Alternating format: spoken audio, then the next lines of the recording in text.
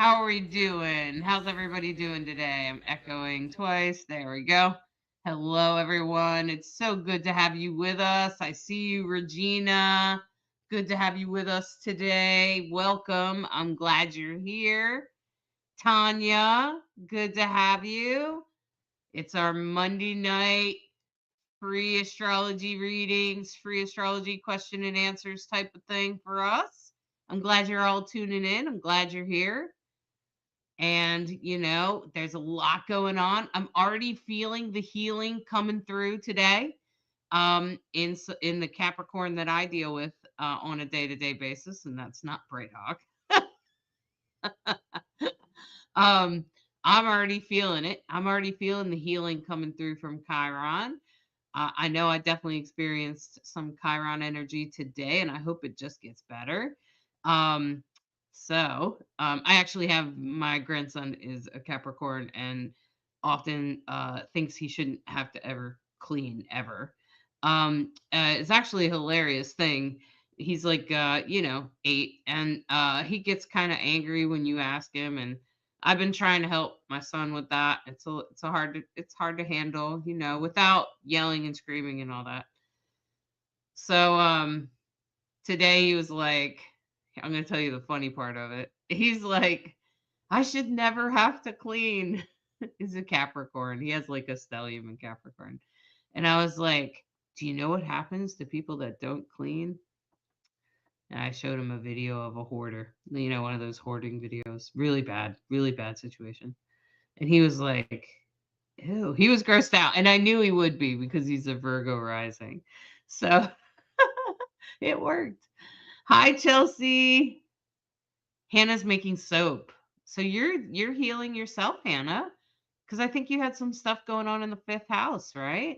So you're accessing your healing too. Hannah's going over to YouTube. Sounds like they can't see the captions. Hi, Chelsea. John said, I'm a Virgo. Can you explain Virgo for me? I absolutely can. I'm a Virgo too. Assuming that your sun is in Virgo. Now, let me just first say that while your birthday determines like your sun sign, that's essentially where the sun was at the time of your birth, right? But that doesn't really speak to your entire chart. That only speaks to one part of you, okay? And so it only speaks to like the biggest part of you, the part that people meet in the first 5 minutes, if that makes sense, John. And so, as a Virgo, people will see you as very grounded and practical, and they'll also see you as very nature. You'll be interested in nature or small animals. And your rising sign will become more important as you get older. Let me just say, you will kind of grow into your rising sign. That's why it's really important to know what time you were born, so that we can take a look at your rising sign. Okay, so your sun sign, while it's really important, the Virgo is very sensitive. It's actually one of the most feminist signs of the entire zodiac. Like if you think about the zodiac, Virgo is the only one represented by a feminine figure. And so even men that are Virgos are typically sensitive to feminist ideas and sensitive to the struggle of being a woman. And also I notice Virgos are often, we get a bad rep for being anal, but you know what? Like, there's all kinds of bad astrology out there. So just try not to listen to that and just try to recognize that there's some truth to what they're saying, but it's usually sort of like everything else online, it's kind of exaggerated. So we can appear like we're sometimes too much. We can sometimes appear or come across as kind of like we're not that we're anal, but that we like things a certain way. And it is true. Virgos do like things a particular way. Usually it might have something to do maybe with food, or might have something to do with like how their house is set up or something like that. They're just sensitive beings. Virgo in general is pretty sensitive being. They pretty much do like things a particular way. They're usually very kind and gentle. They're usually the best people to volunteer. They're usually the first one to volunteer. They like to be in service. They like to help people. They like to be in service to people in general. They like to be connected to natural things, pure things. And Virgo typically is also pretty, um, they I don't think Virgo struggles that much with boundaries. I think that there is a little bit, but there's some signs that really struggle with boundaries. But Virgo will hold their boundaries. They often will speak truth or be blunt about things because of where Mercury is our ruling planet as a Virgo. And so sometimes we can be a little like, over communicate, or we can say things that are too much, if that makes sense. Um, all right. Okay. So Sammy says bye, says, I had so many not so great dreams last night. Then I pulled an oracle card this morning for what I should focus on this week. And I got Land of Dreams, assuming the healing will be by way of dreams. It could absolutely, Sammy. Or you're a Cap Moon. Yeah, right now, there is a lot going on in Capricorn. There's actually what we call a stellium in Capricorn. There's like 4 or 5 planets or something in Capricorn. They're all moving through there this week. It will start to come to an end at the end of the week, but right now it's still pretty intense. And Chiron's in a square to all of them, and Chiron is the part that's bringing through the healing. It really depends on where Capricorn is in your chart, what house it's in, where Chiron is in your chart, where Jupiter is, because Jupiter may also have something to do with this, because Jupiter's also in a square to that Capricorn stuff. So all this stuff is at least on your moon. And I don't know what house it's in, but that could speak to your dreams. It could also be speaking to the Neptune transit, which Neptune speaks to your dreams. Neptune is about visionary and dreams, particularly psychic dreams. And Saturn and Neptune are actually in a trine or a sextile, and they're in a minor trine. So this is going to create actually good energy, and help us vision things and see things going forward. So that's actually a really great blessing. And if you're getting this stuff about the land of dreams and where your healing is, I'd say you're right on time and you're right aligned with the astrology. I would be interested to see where your chart is. If you look and see where is Pisces, what piece of the pie is it in? If you get a free chart, I don't know, Sammy, if you have your chart, but you can get a free chart at astro.com, and you can see if you get a Placidus chart, just a plain old regular astrology chart, you're going to want to look and see where Pisces is. What house is it in? What piece of the pie is it in? And then that will tell us a lot about your Neptune. You can also look at where's Capricorn. Well, Pisces is where Neptune is right now. It's right at the end of, it's in the last degree of Pisces. It will be moving out of there in the next week or so. It will be moving into Aries. So it's right on the line of Pisces and Aries, Sammy. Okay? So take a look and let me know what house it's in, and I'll tell you about it. Hi, Alyssa. Good evening. Good evening. How about you, Bright Hawk? Have you noticed the healing of Chiron today? Have you noticed it coming through?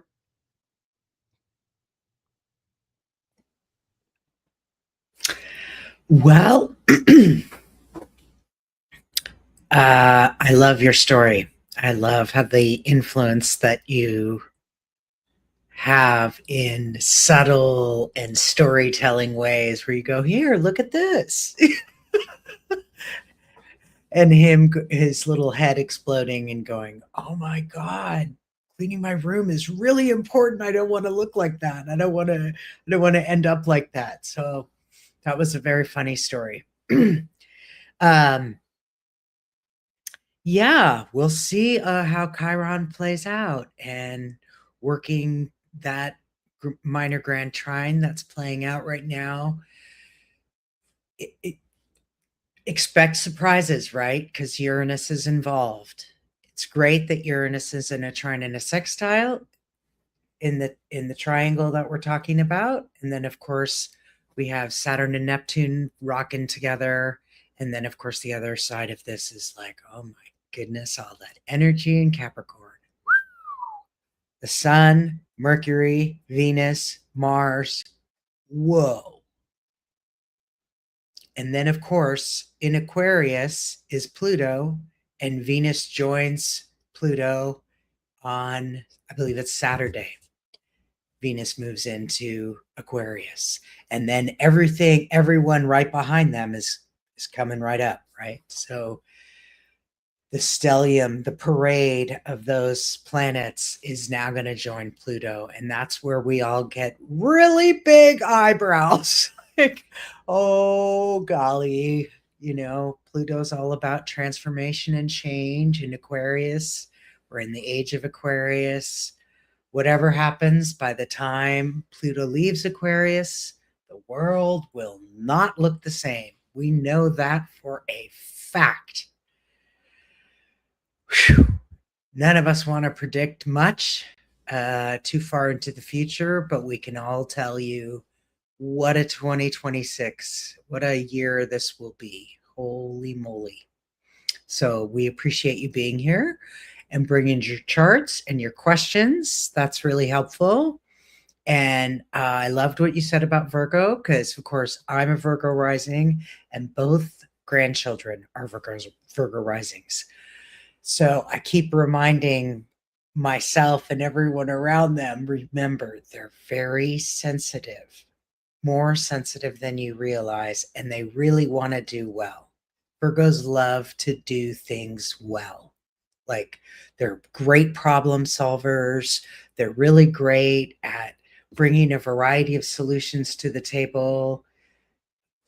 And they're really smart and good at it, which is why people sometimes make stories about Virgos because they're very good. I think sometimes people are jealous. So, every sign has its thing and everybody has their story. Great to see the folks showing up. Let's see. Do we have any questions? Well, I wanted to address Sam real quick because Sammy said that their Neptune is at the end of the fourth and start of the fifth. So that means that Neptune is right on that line, Sammy. So it's also speaking to your second house. So I wouldn't be surprised if money was involved somehow, maybe. Because uh I think that's gonna put you let me just oops. I was just looking at my astrology chart here to try to get a feel of exactly. I think you might be a Scorpio rising, Sam. If you're a Scorpio rising, or a Sag rising, one of those two, you got to be one of the two. Um, and okay, so it's on the edge of the fourth and the fifth. So the fourth is parents, your home, family. It's where you live, okay? And the fifth house is fun, children, romantic relationships. And you can see how those might relate with each other, like how home and romantic relationships or kids might all kind of be in the same sort of compartment, right? Um, and depending on things, it looks like maybe Capricorn might be in your third house. Capricorn um would be in your third house, I think. And so that's going to put you at um that's going to put you with all of this energy right now around community, around siblings, communication, anything like that. And I wouldn't be surprised if you, as a Scorp, I'm pretty sure you're a Scorp rising. Um, and as a result, that's going to set you up for a lot of, so I mean, I don't know what your rising is, but I'm about to publish the reels tonight, and you of course can read the newsletter, and it will tell you exactly what that area of your life, if you are a Scorpio rising. So, I'm just saying that, like, this is going to affect a lot of your life because you have a lot going on, right? Okay. So, with the fifth house, that could be romantic relationships. Okay. So, I don't know if you got something going on in that area or what, but, but, that's where you want to be looking at. Okay. So I'm also looking at your Scorpio rising and Capricorn in the second and third house. So wouldn't be surprised if there was something going on around money, maybe, and also around siblings, about community, um, and that sort of thing, as well as other people's money, right? Maybe there's some healing around relationships or your children, or some sort of thing you've created, like some sort of thing that means that has importance to you. So you're actually going through some healing right now, some pretty intense healing, I would say, especially with all that Capricorn in your second house of money and values. It's all about how you spend money, how you get money, and how you value money, what you would want to spend your money on.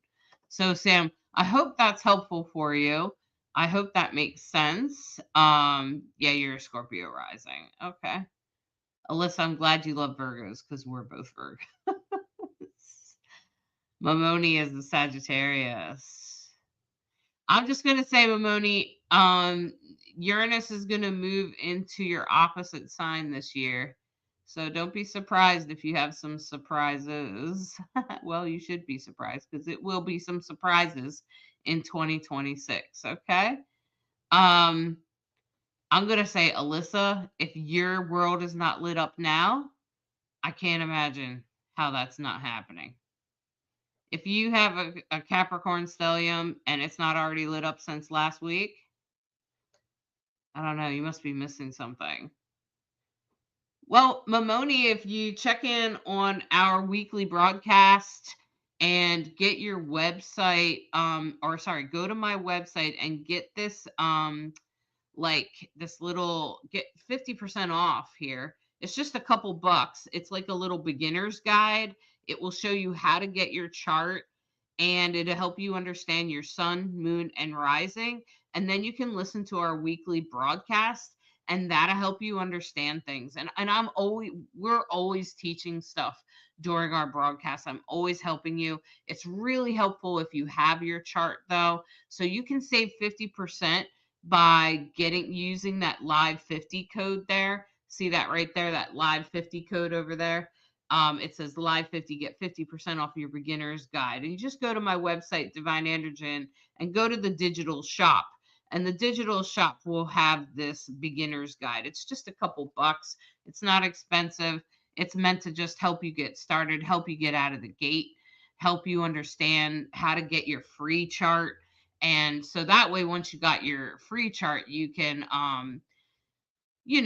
so then you can start to really understand. See, Sammy, I'm not surprised that you're working on financial coaching, So there you go. There's some healing. So it's isn't it nice though to Sammy to be validated, to know that you're on the right track, that you're doing the right thing. Like I find that astrology half of the time is just validating. Like that's a really powerful thing, right? Yeah. Hey, Preet, you're a Pisces. Whew, you've had a last pretty intense last year and a half, right? Okay. Yeah, I bet. Blake said Virgo rising here. Flatter us some more. um, okay. Alyssa said, I seriously think that I'm so used to things being chaotic and emotional too, that the bigger things that happen seem more subtle. I end up missing something sometimes. Interesting, Alyssa. Interesting. It's been a little bit intense for you too, right? Like I think you've had the North Node or something in your sign, I think. Something like that. I think you have the Sun in Pisces or something, and I know you have also that Capricorn stellium. And I'm just saying, the Capricorn stellium, I mean, unless it's like maybe it's in your 12th house or something, maybe you're not seeing it. I'm gonna look at it real quick. Oh, it's in your fifth, sixth house. Children, romantic relationships, community, Alyssa, day-to-day life, your job, your work in the world. Ooh. And the Grand Cross last week, especially Friday, Saturday, that was probably pretty intense for you, eh? It was right on your Chiron. That had to be intense.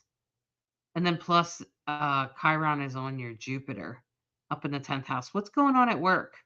Coworkers, work. What's going on with what you offer the world? What's happening in that area of your life? Because that's really what's happening right now. There's something there's something about your life. There's something going on in that. Yeah, but Alyssa, if you're disabled and you can't work, what's going on with what you offer the world?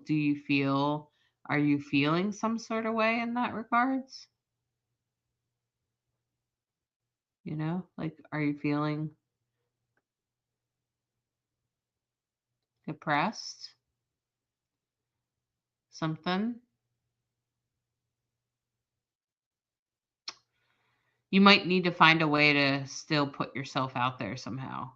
I understand that you're disabled, but there's other things that you can do to help in the world, like volunteer or something. Talk to that medium that I've worked with in the past, Eve. They live with cerebral palsy, and it still gives their life meaning to volunteer at the local LGBTQ center. So, yeah, and Alyssa, I'm betting that right there is what's going on. I honestly don't feel like I offer the world anything really. Maybe the universe is asking you to change that, because just because you're disabled doesn't mean you can't do anything, because that's totally untrue. I've worked with lots of disabled people that do lots of things in the world. Okay? So just maybe consider that. I understand that you don't want to get a job because you would lose your disability and your insurance and you really need that. Totally get it. And I also think there's things you can do. You can volunteer. There's You'll feel better about yourself if you do that sort of thing. Um, Reminds me of that book you read and turned me on to reading. The doctor who, gosh, she lived to 90 something and talked all about staying connected to your juice. What makes you feel juiced in life? And that energy, and in my experience, serving and helping others in some fashion or another gives you unbelievable juice and gratitude for life, period. So, whatever you're feeling grateful for, find more of that. And the more we grow our gratitude, the better life looks. So, wishing you all the very, very best there.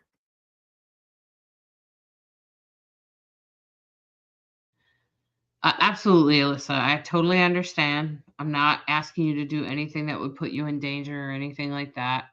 Um, but I think maybe you just need to find something that's a little bit more fulfilling, particularly if you're noticing that you're feeling a bit of depression. Because like Eve lives with cerebral palsy and doesn't want to work too much because if they make too much money, they lose their all their benefits and they need those benefits living with cerebral palsy, right?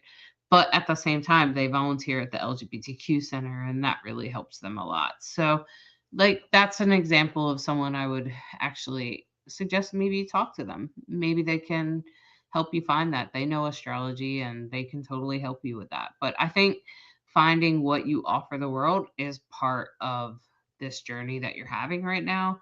Um, it could actually be making you feel pretty depressed. I wouldn't be surprised if you were feeling depressed or anything like that. And that might be why you're not noticing it. Depression, did you ever notice how, like, when you're depressed, you just kind of, it literally oppresses things? I think that's where the word depression comes from because it just, and depression is often from pushing feelings down under, right? And I feel like a lot of us that suffer with depression at any time, it's from pushing things away or pretending something's not there. And I think that's like the hardest part of it. And sometimes we would like to recognize those things. We would like to acknowledge this or that thing, but we can't always for a variety of reasons. And sometimes we're not really sure how to. Usually for me, Virgos are problem solvers. So usually I just don't have a solution to the problem. So that's usually what depresses me. If I don't have a solution to the problem, that will depress me. That will make me feel hopeless. So, um, yeah. Yeah, see, yeah, you're just not there yet, Alyssa. You'll get there. See, she says, I'm still fighting for disability. Yeah, see, and this grieving process is doing me in. She's just running through all the emotions, but trying to clutch at everything I can give. Spark, just not there yet. You'll get there soon. You're going to get there soon, Alyssa. Don't be surprised if the healing comes through very, very soon. Okay? Like very, very soon. Like, um, well,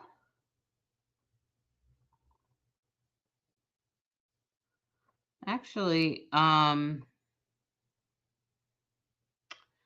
wouldn't be surprised if that comes in very, very soon, actually, here, before the summer, this early part of 2026. The money that you're talking about, the disability that you're fighting for, will probably come in here very soon, actually. Believe it or not. I know it seems weird that it would come through, especially with the way things are going in the United States, but I'm pretty sure that's what's going to happen. Okay. So, so I'm pretty sure you'll get it at the beginning of this year. So, um, Simran, if you're a Pisces, you got the North Node in Pisces right now. We'll be there for until about this summer, till this summer. There's two eclipses happening, one in February, around mid-February, and another one in mid-August. The solar eclipses are pretty important because the nodes will be changing signs. So we'll be working our way into Aquarius this year. The North Node will be working its way into Aquarius, and the South Node will be working its way into Leo, which actually I feel like could be promising, hopefully. Hopefully, instead of focusing on right now, the North Node is in Pisces, and while that's really important that we focus on our emotions and our spirituality, I feel like the North Node in Aquarius, for the next 2.5 years, it will start this summer and go for about 2.5 years. And I really feel like this is going to really point to the power of the people, the power of all the people, the power of community, the power of the collective, the power of um, what it feels like to be part of community. So I'm really sure that that's really where we're headed in the late 2026 and early 2027 and ongoing from there. I really feel like the North Node in Aquarius is really going to light that up, especially since Pluto is there. I think it's really going to change our opinions about community and how we're connected with people. And Uranus will also be moving into Gemini.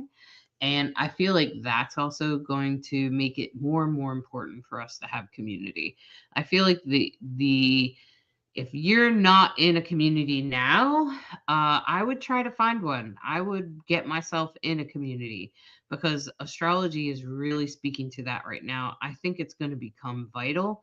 I think it's actually going to become uh, a survival skill. I think you're going to need community.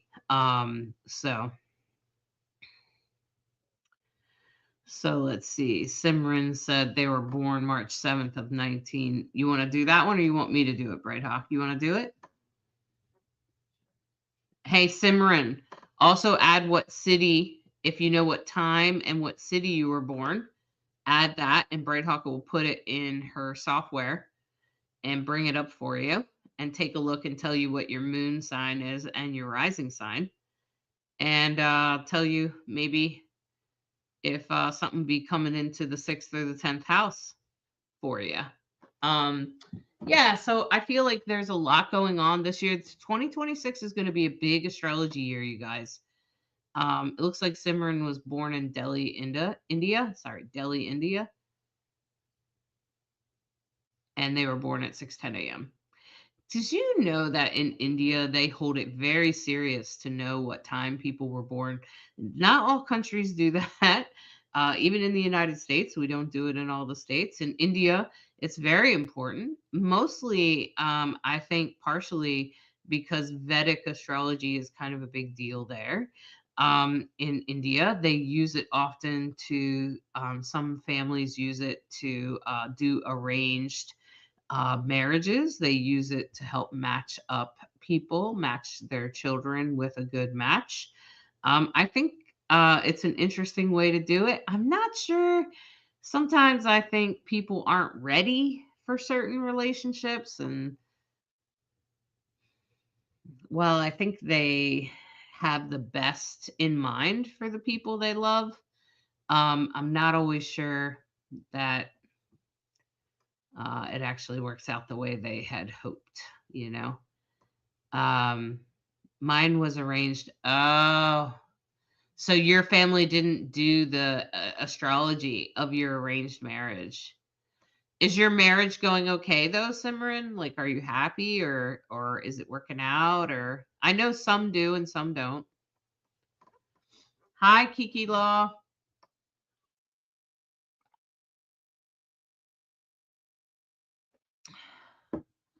Oh, you just met him.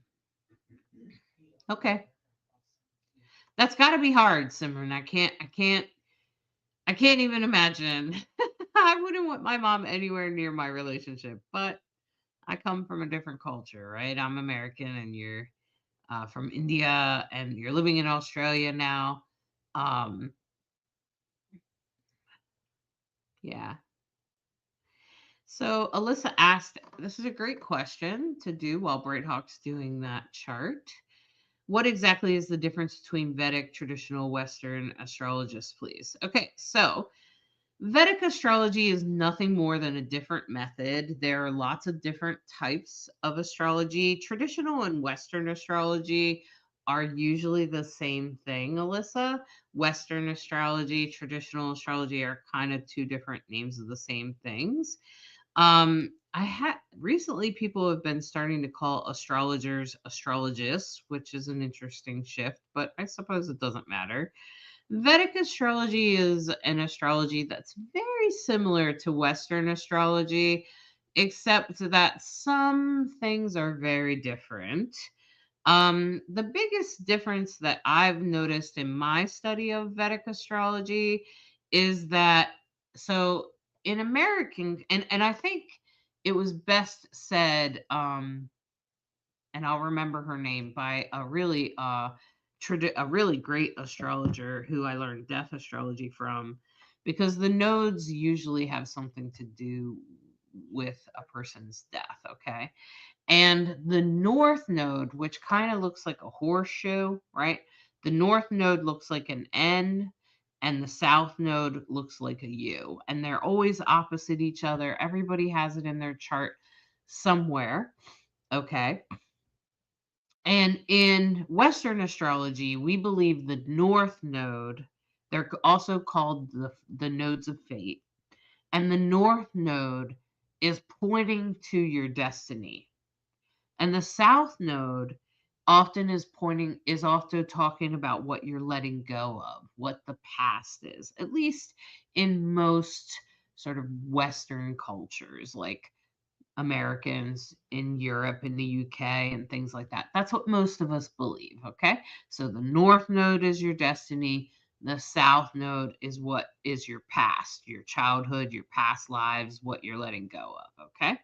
And the north node is your life now, your future lives, and what you're supposed to be reaching, what your destiny or fate in life is. Now, in Vedic astrology, they actually believe the opposite, because in Indian culture, tradition, honoring the tradition that you come from is of higher value. So they see the south node as what you are striving to become. And I'll be honest with you, and that the north node is what you're like more like tempted to do, or um it pulls you off, like it's not exactly where you're headed. And it's interesting to me to consider this because, for instance, my south node is in Taurus and my north node is in Scorpio. Okay. And my north node is in my first house of identity and Scorpio, and my Scorpio has Uranus. And so when I think about my destiny as being a non binary spiritual person, ta-da! That totally makes sense, right? Scorpio is spiritual. Uranus on the ascendant speaks to being non-binary. The north node there, that's my destiny, right? Totally makes sense, right? And the south node in Taurus, moving away from the relationships of my childhood, moving away from the relationships of that held me back, that I was too committed to, because sometimes Taurus can be like overcommitted to things, like stay in relationships way too long or something. And then but now also later on in life, now in my 50s, I recognize that at times as a Scorpio, I get frustrated with people and I just cut them off. Just, you don't belong in my world. And sometimes, maybe because of my history, I have spent too much time just cutting people off. And then as a result, I don't have a whole lot of community, right? So I think there's a balance. And pretty much, I always say in astrology, with any opposition, which a south node and a north node would always be in opposition, that balance is best. So I can kind of see the Vedic astrology perspective where I'm staying loyal to people, and because the my south node is in my house of relationships, where I stay loyal to people and not feel so drawn towards the Scorpio part of me. I can definitely see that on a deep level, but I can also see the Western. So here's the thing, is I say that all astrology points to the same place. That's kind of what I believe. Um, all astrology points to the same place. And there's different types. There's also like draconic and horary. There's so many different kinds of astrology. I mean, it's an endless study. You could study, you could study different kinds of astrology for a long time. And I think that Vedic is just a slightly different perspective. And when you consider the culture it's coming from, it kind of makes a little bit more sense, particularly if you have any education about the culture. And I do happen to have some education about Indian culture. I'm a yogi. I've been a yogi for a long time. I've been doing yoga for 20 years, about 20 years. And I would say that I've also practiced Vedic astrology, but I've also looked at Indian cooking and Ayurvedic medicine, the herbs that we use in the food, and how they use those herbs for healing. So I know quite a bit about Indian culture, actually. Um, so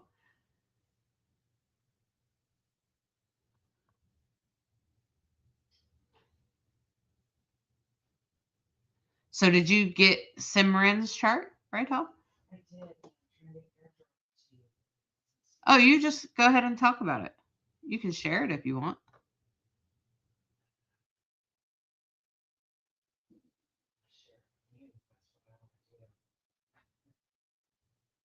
I can't unmute you.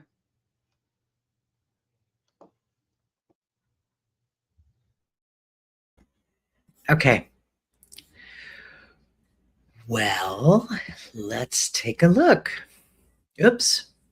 All Real right, quick, Michelle, you need to put your place and time for me to pull your astrology chart. So, Simran, I'm sure it's been an intense month because you have so much hitting all your major things in your chart. So, let's start with your sun. Nice thing is your sun is trining your moon, moon trining sun. That's nice. That's a nice conversation. Uh, sorry, sextiling.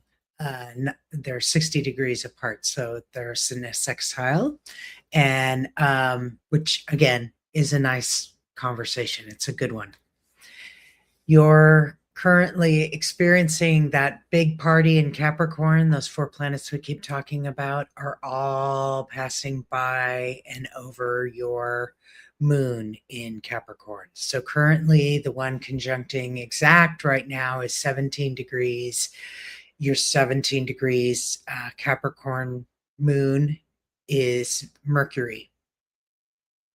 Mars has already passed over it, so I'm sure that this last weekend probably was fairly intense.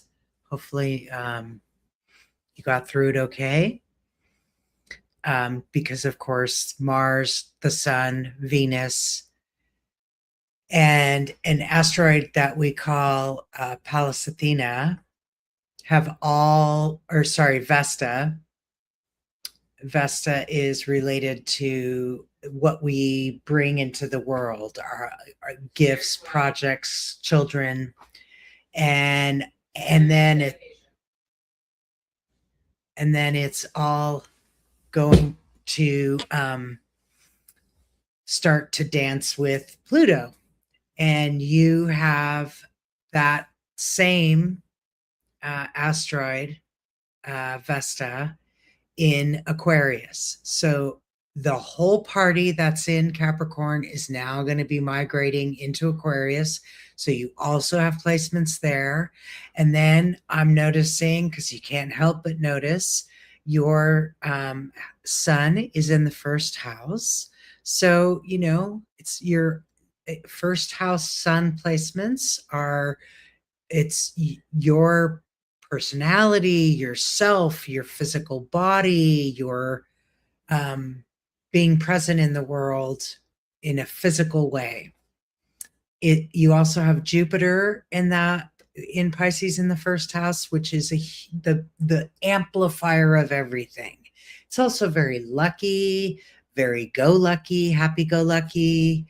And in addition, we've been talking about Saturn and Neptune right at that Pisces Aries point. And I wonder if you're a really great communicator, because you have Mercury at 1 degree Aries. That the world point is 0 degrees Aries. We have right now Saturn and Neptune sitting. Neptune's at 29 degrees Pisces, about to cross into 0 degrees Aries. And of course, Saturn's right behind it. So lots going on there. Having Venus and Mercury really close together, 4 degrees apart, but right straddling that line with Saturn and Neptune at the same time. So what does that mean? I'll let you figure out what it means, but I'll tell you what the planets mean. So Mercury is all about communication. Mercury is communication, computers. It's very fast. It's um, uh, uh, the ruler of Virgo, the ruler of Gemini. So, and it's all about communication. That's all I can keep thinking is communication. Okay. So that's Mercury. And then of course, Venus is all about relationships and what you value. Venus rules Taurus and Libra. So Venus in Pisces, I have to look that up about what that configuration means. Yeah. Well, Venus is exalted in Pisces. Venus is exalted in Pisces.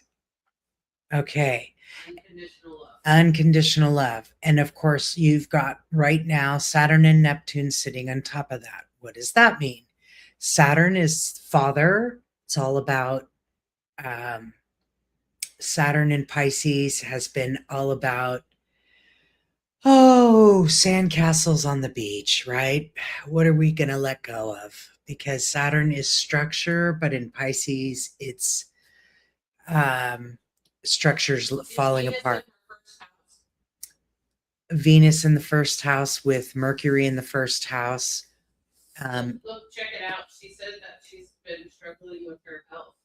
So it's probably speaking the first house. It has something to do with her hormones. Right. And then the North Node is on top of all of that, Jupiter and the Sun at Pisces 10 degrees. So North Node sitting between between Simran's Jupiter and Sun. Okay. And then Saturn, Neptune sitting on top of Mercury and Venus. Okay. So Simran, what I would say about your health, because I do medical astrology, and it sounds like you're struggling with your health and your fitness, is there might be an illusion that you're under. I don't know how old you are, but there might be something about your hormones or your hormone system, like your thyroid or something going on there that I would be paying attention. And since Mercury is there, I would also look at like your gut. And be careful what you say, because you will manifest things by saying them. So don't say, "Oh, you are in perimenopause." I knew it. I knew she had to be in perimenopause because Venus is there in her first house with her sun. It's going to mess with her vitality. Perimenopause has got to be really hard for you. So I'm just going to let you know that that's in your astrology. It's there.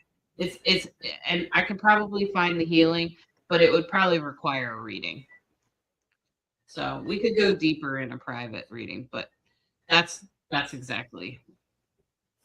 So Brighthawk's right to talk about that, all that stuff in the first house, but Brighthawk's not as much into medical astrology. She does a little bit different. Where's her moon?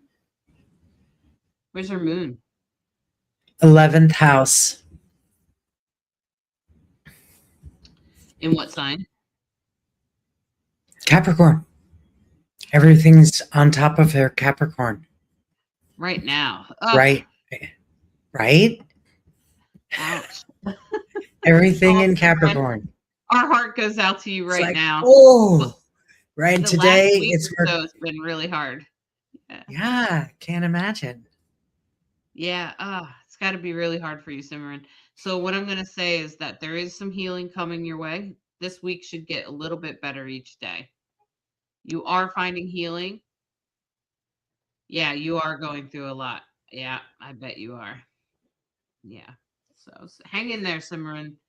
Hang in there. If you need some help, we can try to help you. Try to do a private reading. You can get that. You can get one of those on my website, okay?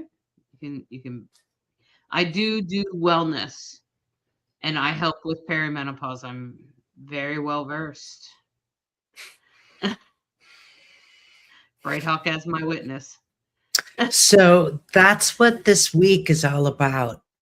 Whatever you're working on from a healing perspective, the planet we call the wounded healer, it's called Chiron, is literally squaring everything in Capricorn. Which is where your moon is. So that whole party that's going on, everything there is in a square to Chiron.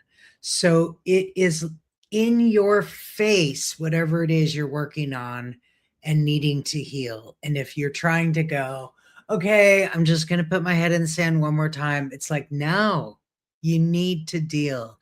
And if you have any kind of an inkling about, oh, I should probably have that fill in the blank checked out, whatever it is, do it. Don't ignore your inner wisdom. Don't ignore that little voice of go to the doctor or do whatever it is that you need to do to take care of yourself. This is the time. You are worth it. And ignoring those little nudges, hints, signals.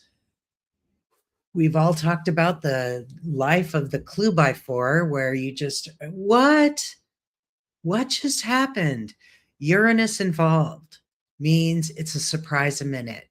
Uranus is just, Christopher Renstrom always describes Uranus as everybody's gathered around a table. They're totally engrossed in a game they've been playing for 45 minutes, and Uranus comes in and just knocks the board over, and there's no way you can recover.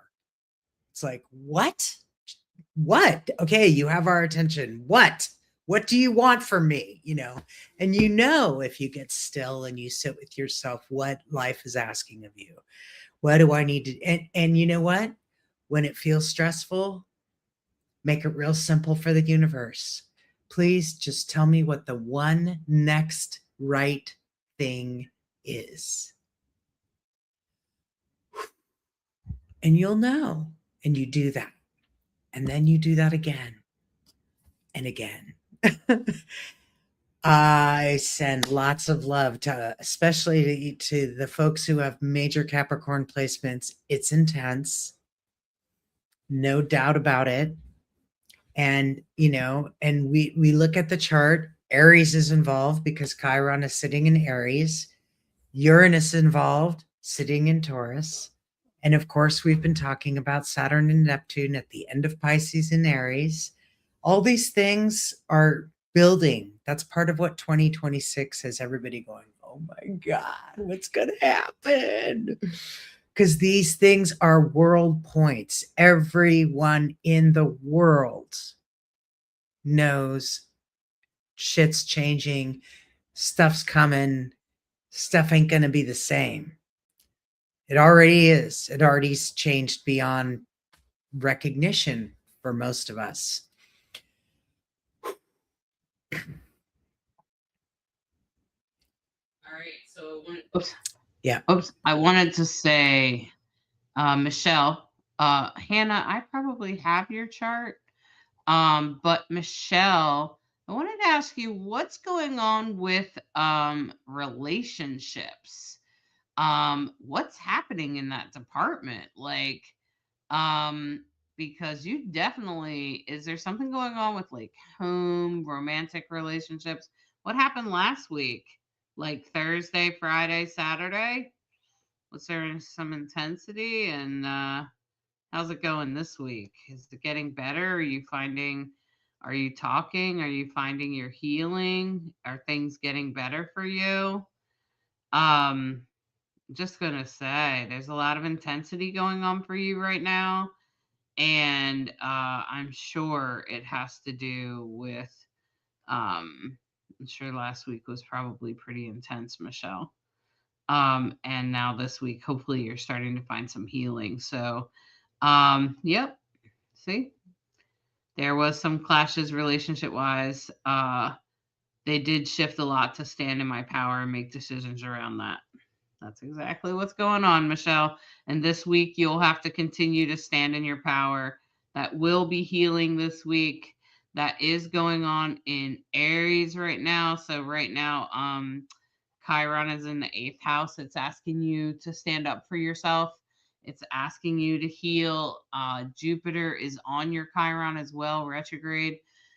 So you got a lot of transits going on right now. Plus you have 4 planets in Capricorn, including the moon. You're a Virgo rising, Michelle. So you are, of course, you're a Scorpio, but you're a Virgo rising and you're a Capricorn moon. So those are the three. If you take a look at the right after this, I'm going to start today and tomorrow. I'm going to be releasing the horoscopes for this week. And those are the three you want to listen to, okay? You got a lot of earth energy, Michelle. So you're a fairly grounded person, but I'm just going to say you got a lot of intensity going on this week and you're headed into healing, learning to stand up for yourself. That's great. That's excellent healing, right? Hannah, if you message me, I'll give you your chart. Hannah, I have your chart. I'm looking at it. I can give you a great version of it with absolutely having Chiron in it. Your Chiron is retrograde in Cancer. It's actually Jupiter is pretty much on top of it right now, retrograde. It's asking you to reveal, and this is kind of what I said to you, I think last week when you tuned in. I was telling you that you gotta really work on what's important to you. You're probably going to have to review what feels good to you and what doesn't, what's fun for you and what's not. And regarding friends, what kind of friends do you really want and what kinds of things do you want? What kinds of things do you want in your life? Those kinds of things. Chiron is really speaking to you right now. And make sure you listen to the main broadcast. Bright Hawk and I did a meditation on Chiron, and we did a lot of explaining about Chiron and how it plays.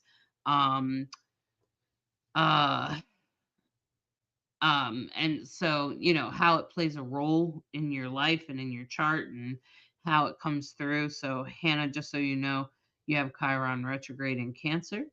hmm And so you're probably experiencing a lot right now with your belief systems because Jupiter is transiting right now. Blake said, I forgot where Chiron's at lately. It was stationary on my eighth cusp. Your It's at eighth house, 22 maybe? Aries. It's at 22 Aries right now. Moving towards the end of Aries. It's going forward. Yeah. Yeah, so is Aries maybe your eighth house, Blake? Um, okay. Yeah, and Hannah, you probably, yeah, exactly. Hannah said that's right. I remember that. I feel something is telling me to dig deeper. That's right, Hannah. And it is asking you to and Chiron I feel like is a really deep asteroid. It really asks you to speak to your own healing and to who you are, and it speaks to like childhood trauma and unconscious things. And I even think it speaks to like generational trauma and like inherited diseases. I have Chiron in the sixth house, and I think it speaks to the heart condition that I inherited. My grandmother died from, my father died from. Now I live with it. My son lives with it, and both my grandchildren. I think and Chiron just really speaks to those things. And I was actually working with Kira Sutherland, and she was doing some research. I'm not sure what she ended with, but she was actually researching whether Chiron showed up as physical inherited diseases. And I agreed with her that I thought it did, and I gave her my story as a bit of sort of input. Also, my Chiron is in a square to my sun, and the sun speaks to your heart. So the sun will represent your heart in medical astrology. And if your sun is what we call afflicted, meaning it's not in a great sign, or it's in a square or opposing another sign, and sometimes that means that you could develop a heart condition later in life. It doesn't mean it will kill you. It just means that you might have some heart things later in life.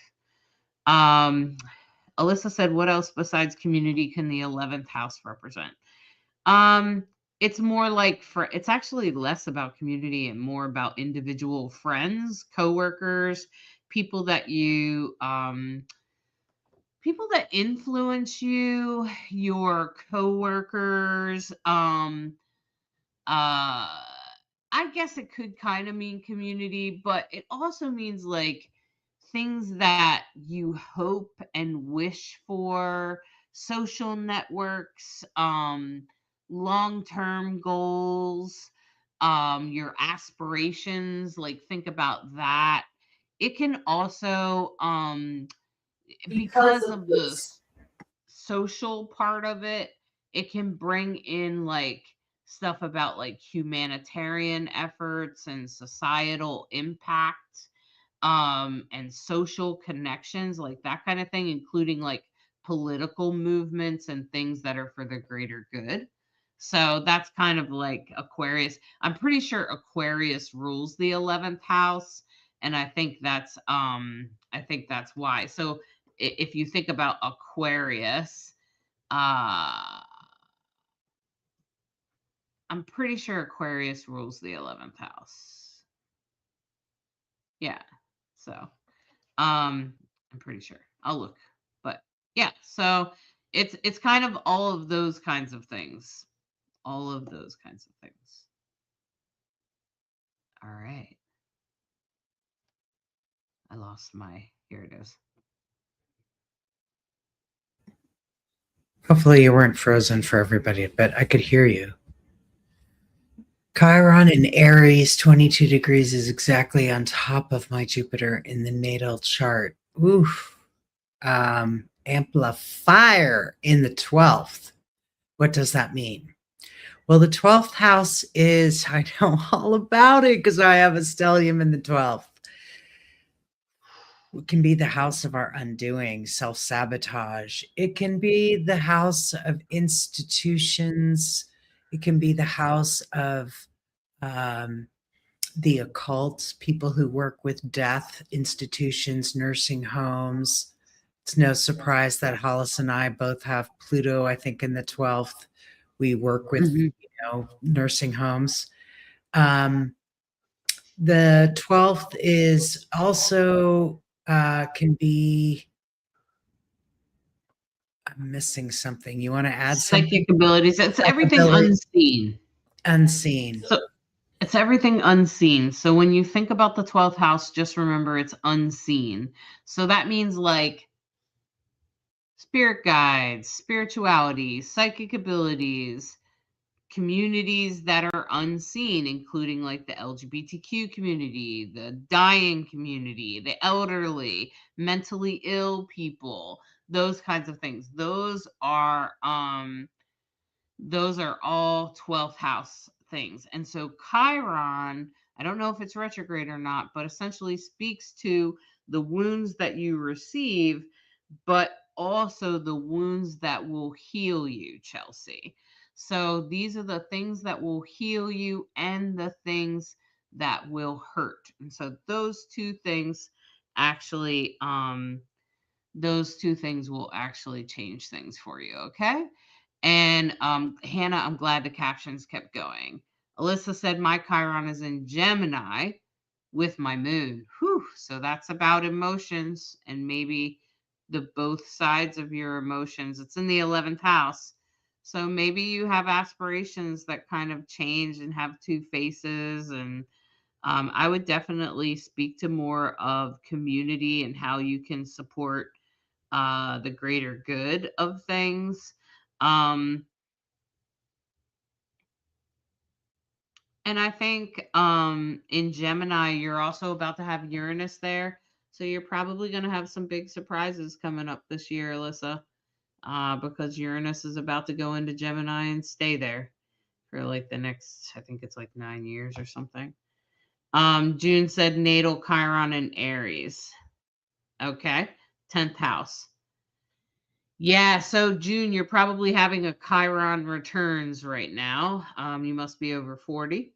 Um, and I am also having a Chiron returns. So in the 10th house, it's probably speaking to your career, your job, and everything that means for you and how it impacts you, and anything that Chiron is in a conversation with, any aspects that it's communicating with will also speak to what's going on for you. But you're in a Chiron returns. It's a very intense time, usually in your late 40s and into 50 is your Chiron return.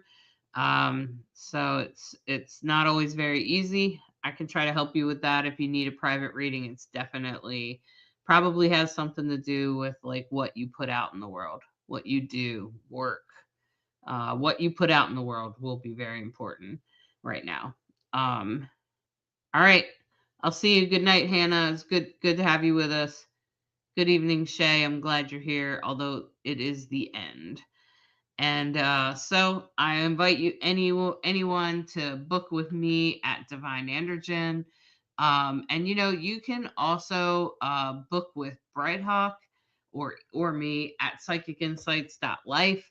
You can book an astrology reading with either one of us. You can also check out our free forecast on YouTube. Make sure you check that out on our YouTube page. It's also posted on this Facebook page. If you just go back, yesterday I made the post, along with a newsletter on my Substack. You should definitely follow that if you're a Substack user. And I'll be releasing the horoscopes in Reels tonight and tomorrow. So be looking out for those. Catch your sun, moon, and rising horoscopes. This will really help you hone in how your week's going to go, how the rest of your week's going to go. But I can tell you that you'll be experiencing health. It will just depend on where in your life it will be. And that's what those horoscopes are for. They help you figure out where things will be landing for you. All right. So I hope you all have a beautiful evening, a beautiful night. It's my pleasure to help all of you. I hope that you've enjoyed this, and I hope you catch us next week at the same time, about 7 p.m. Eastern Time. And we look forward to seeing you then. And we hope that you have a beautiful week. Find the healing, and just know that this weekend is going to be chill. It's going to be chill, friends. Go relax. We need it. Have a beautiful new moon on Sunday. Make beautiful intentions. It's a good time to, new moons are always great times to make great intentions. And many blessings. Thanks for listening to Rainbow Soul Astrology, where we try to be a bridge between you and the stars. Have a great week, everybody.